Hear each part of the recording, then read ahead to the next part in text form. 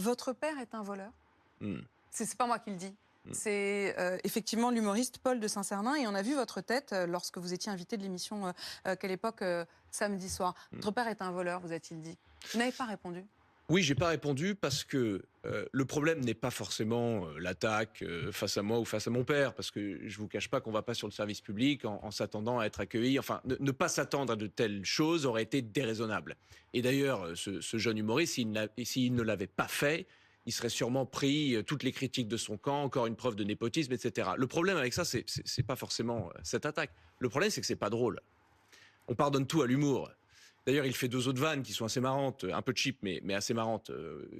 Une vanne un peu plus drôle serait passée bien mieux. Et je pense que le petit émoi que cela a suscité, c'est à cause de la vulgarité de la chose. C'est pas forcément que c'est contre moi. Ça, Mais vous pourrait dites s'y attendre. vous dites c'est le service public. Est-ce que il a fait ça parce qu'il y a une forme de commande, de demande? Non, je comprends pas.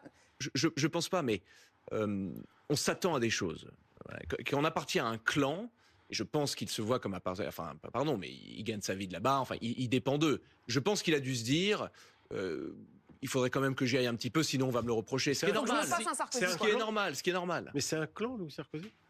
Oui, aujourd'hui, je pense qu'il y a une famille idéologique à gauche qui est un petit peu régressive, qui est exclusionnaire. Ça veut dire que si on n'appartient pas à la doxa, une espèce de violence qui se met en place. Et je pense qu'en vérité, c'est un petit peu la même chose que, je vais utiliser le terme, je sens que vous allez me demander de le définir, et je suis complètement prêt à le faire, mais de wokisme, c'est-à-dire cette famille, ce parapluie idéologique dans lequel on peut retrouver divers courants, diverses écoles de pensée, je sais pas qui justement utilisent la violence parfois même. Je sais pas si Paul de Saint-Cernin est si dans loin la que ça. catégorie C'est wokisme. parce qu'il est wokiste? C'est pas forcément parce qu'il est wokiste, mais s'attaquer à un fils sur le plateau, pardonnez-moi, mais ça relève quand même d'une stratégie qui s'inscrit dans des courants qu'on a pu voir dans le wokisme américain. Par exemple, quand on exprimait une critique aux États-Unis sur le mouvement Black Lives Matter, quand on expliquait une critique contre le mouvement transgenre, on a ce même genre de réaction, ces attaques ad hominem. Oui, effectivement, c'est les mêmes tactiques. D'être le fils de son père, quoi. Je le suis coupable d'être le fils de mon Oui, père. mais avec les conséquences, évidemment. Et je ne m'en excuse pas. Mais encore une fois, il faut vraiment comprendre que moi, je suis beaucoup moins dur avec cette émission. Et d'ailleurs, Madame Salamé était tout à fait correcte. L'émission s'est très bien passée. Je suis ravi de l'avoir fait et je m'attends pas du tout à quoi que ce soit. Et j'ai trouvé là-bas exactement ce à quoi je m'attendais.